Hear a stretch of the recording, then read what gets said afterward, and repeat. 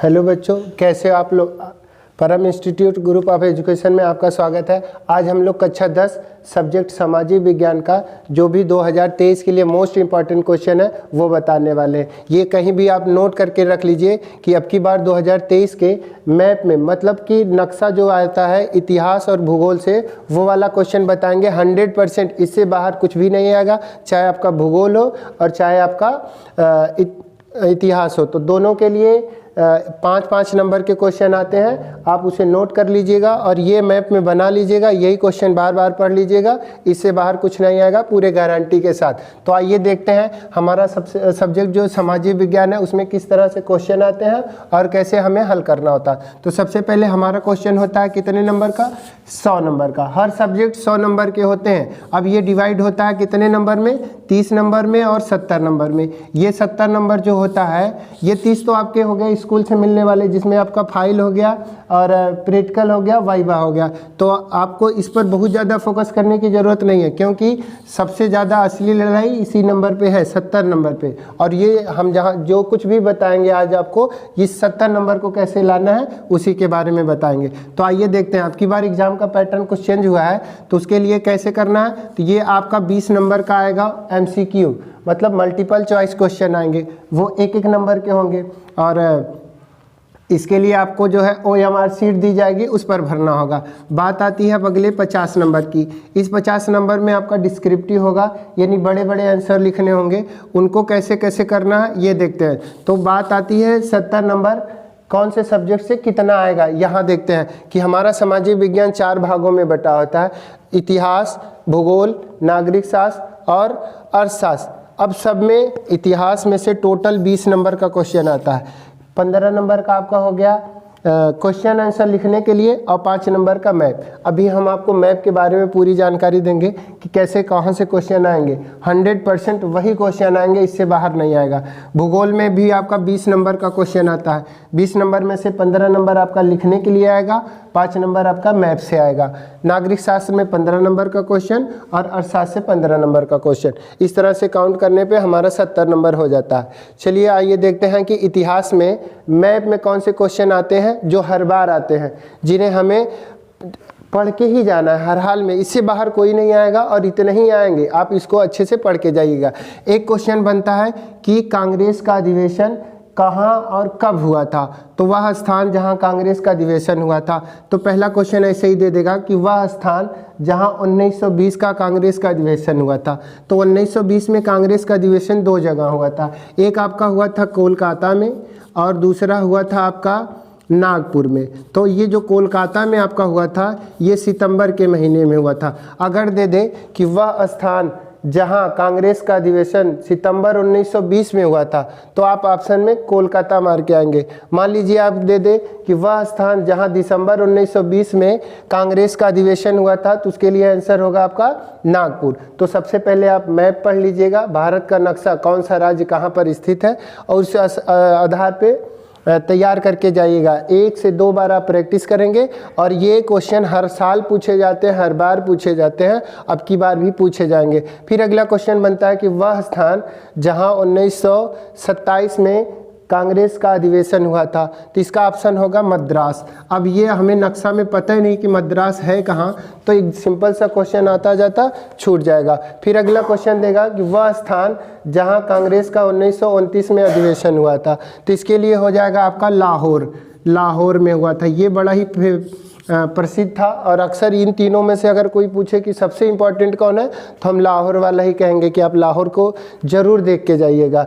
अगला क्वेश्चन बनता है कि वह स्थान जहां जलियांवाला बाग हत्याकांड हुआ था, तो 1919 में जलियांवाला बाग हत्याकांड आपका अमृतसर में हुआ था। अब ये अमृतसर पड़ता कहाँ है, तो अमृतसर पड़ता है पंजाब में। अमृतसर से 2 क्वेश्चन बनते थे। पहले कि वह स्थान जहाँ स्वर्ण मंदिर स्थित है, सिक्कों का स्वर्ण मंदिर, वो भी अमृतसर में है। लेकिन अब की बार सिलेबस कम हो गया है, उसकी वजह से जलियांवाला बाग ही बचा है। अगला क्वेश्चन बनता है कि वह स्थान जहाँ चौरा चौरी कांड हुआ था, जिसकी वजह से गांधी जी ने अपना असहयोग आंदोलन वापस ले लिया था, तो वो वाला है। उत्तर प्रदेश का एक स्थान है, उत्तर प्रदेश में आपका गोरखपुर है, जहाँ से हमारे वर्तमान के मुख्यमंत्री जी हैं। तो गोरखपुर में ही आपका चौरा चौरी कांड हुआ था। चंपारण बिहार में पड़ता है।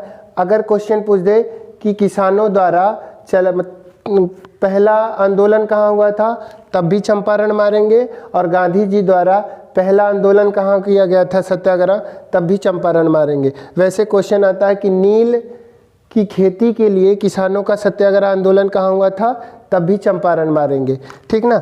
अगर क्वेश्चन दे कि खेड़ा सत्याग्रह कहाँ हुआ था, तो ये गुजरात में हुआ था, ये भी किसानों द्वारा ही किया गया था।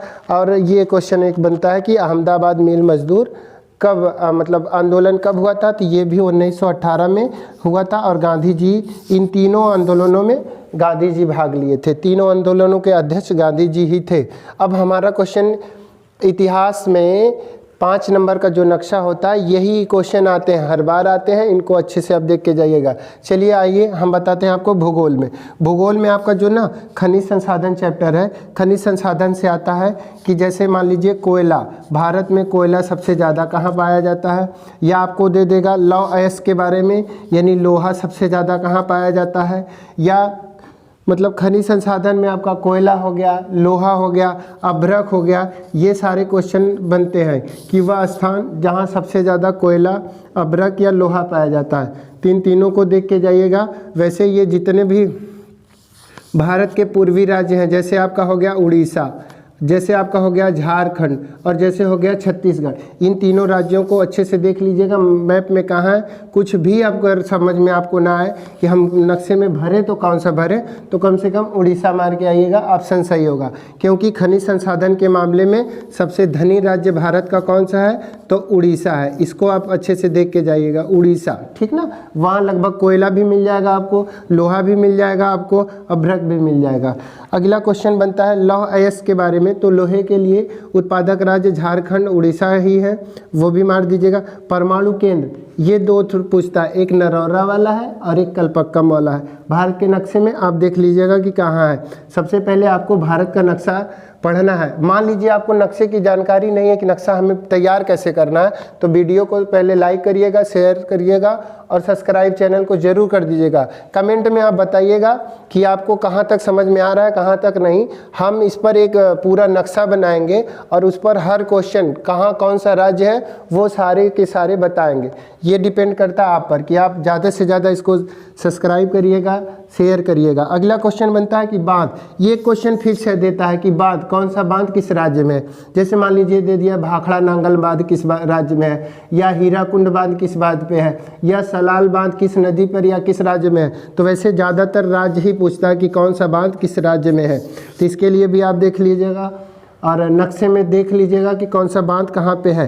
फसल से संबंधित आता है, जैसे मान लीजिए कपास उत्पादक 2 राज्य के नाम, तो कपास के लिए सबसे अच्छा राज्य है आपका गुजरात। या दे देगा कि वह 2 राज्य बताइए जहाँ सबसे ज़्यादा चाय की खेती होती है, या कहवा उत्पादक 2 राज्य के नाम बताइए, या गेहूँ या चावल। गेहूँ या चावल में से 2 क्वेश्चन में से कोई एक पूछेगा कि सबसे ज़्यादा गेहूँ उत्पादक राज्य कौन कौन से हैं, या सबसे ज़्यादा चावल उत्पादक राज्य कौन कौन से हैं। वैसे ये कृषि से एक क्वेश्चन आपका कम से कम 6 नंबर में आता है, ये भी आपको बताया जाएगा। आज के लिए बस इतना ही। आप अगर कमेंट करेंगे तो इतिहास, भूगोल, नागरिक शास्त्र के जितने भी मोस्ट इंपॉर्टेंट क्वेश्चन हैं उनको बताया जाएगा। जैसे आपको मान लीजिए हम बताएंगे, अगर अगली वीडियो जब भी बनेगी तो उस पर बताया जाएगा कि यूरोप में राष्ट्रवाद का उदय। तो यूरोप में राष्ट्रवाद का उदय 2 क्वेश्चन बनते हैं हर साल, इन दोनों में से एक पूछा जाता है। एक इटली का एकीकरण और दूसरा होता है जर्मनी का एकीकरण। तो इटली का एकीकरण कब हुआ था, जर्मनी का एकीकरण कब हुआ था, इटली के एकीकरण के जनक कौन थे, जर्मनी के एकीकरण के जनक कौन थे। तो ये दोनों में से एक क्वेश्चन हर साल पूछा जाता है। ऐसे आते हैं हम गांधी जी वाले में, यानी भारत में राष्ट्रवाद का उदय। तो ये गांधी इरविन समझौता हो गया, या आपका जो है रॉलेट एक्ट हो गया, या आपका जो है साइमन कमीशन वाला हो गया। तो ये जितने आते हैं, मतलब कौन से प्रश्न किस तरह से आते हैं और उन्हें लिखना कैसे है, तो आपको अगली वीडियो में बताया जाएगा। आज के लिए बस इतना ही।